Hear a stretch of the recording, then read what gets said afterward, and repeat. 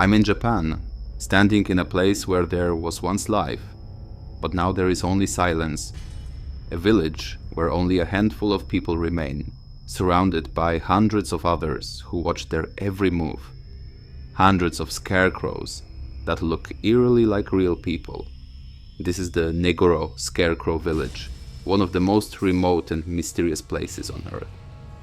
My journey to find it was a mission in itself, a deep dive into a haunting story that no one dares to speak about.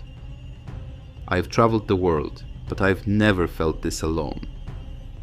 In this video, I'm going to take you with me on a real-life experience that felt like the climax of a horror movie. You'll see the surreal reality of this village, hear the strange story of its vanishing population, and I'll even introduce you to the incredible woman who created this unforgettable world. But be warned, the deeper I went, the more I started to feel like the true secret of this village wasn't just its dolls. It was something far more chilling. Stick around to see how this incredible journey unfolds and what I discovered that changed my perspective forever.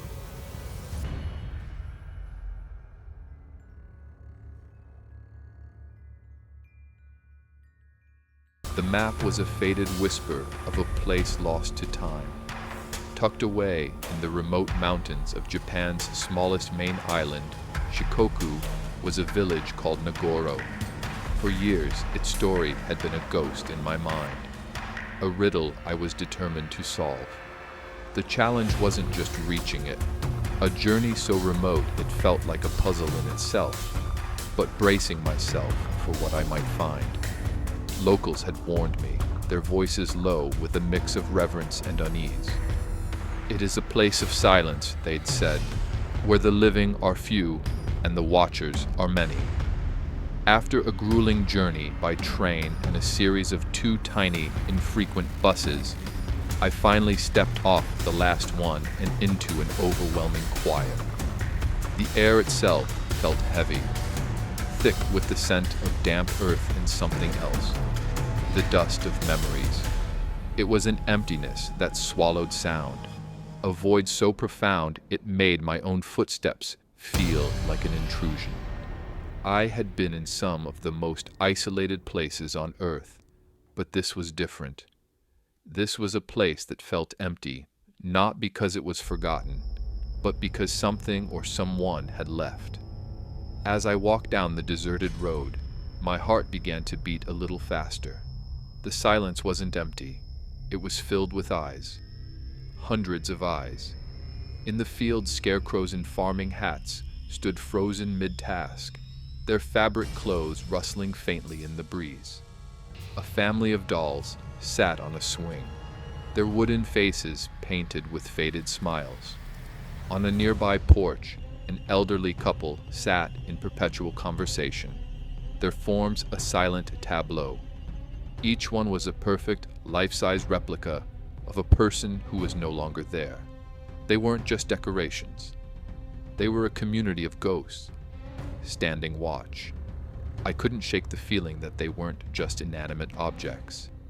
Their unblinking gazes seemed to follow me, a silent judgment on my presence. It was a sensation of being both profoundly alone and yet never out of sight. The village's story, as I had pieced it together from old articles, was one of slow and quiet decay. In the 1950s, the village of Nagoro had been a thriving community of nearly 500 people.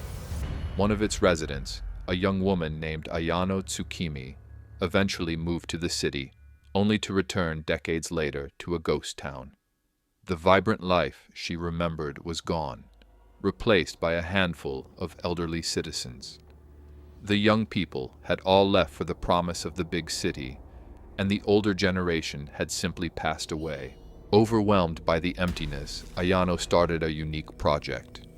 She began making scarecrows in the likeness of her departed neighbors, her lost family, and the friends she grew up with. With straw and cloth, she breathed life back into the silent streets, creating a poignant and heartbreaking tribute to a community that once was. My exploration continued, and the emotional weight of the place grew with every step. The stillness of a closed schoolhouse, where dozens of doll students sat in perfect rows, filled me with a deep sadness. I saw a doll of a man fishing by the riverbank and felt a pang of sorrow for the person he once was. The reality of Nagoro was not a horror story of monsters, but a real-life tale of profound loss. The sense of isolation hit its peak when I checked my watch. It was past noon, and the final bus back wasn't until 3:15 p.m. trapped.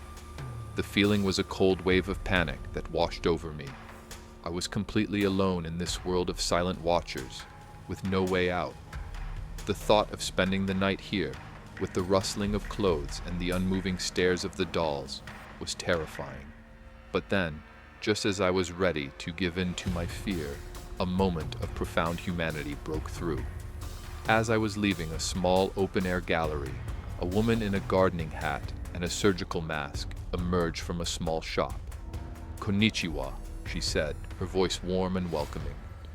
It was her. It was Ayano Tsukimi. My heart leaped.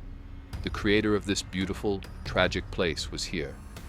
She laughed when I told her about my journey, and with a gentle smile, she confirmed the story. She had made every single one of the 350-plus dolls herself, a labor of love that had taken her over a decade. Meeting her was a turning point. The fear and loneliness that had gripped me dissolved, replaced by a deep sense of respect and awe. The village wasn't a place of horror, it was a museum of memory, a testament to one woman's immense love for her home and her people. As I finally boarded my bus home, my fear was gone, but a deep, melancholic ache remained. Nagoro wasn't a village of ghosts. It was a village of memories, where something beautiful and irreplaceable was trapped in time.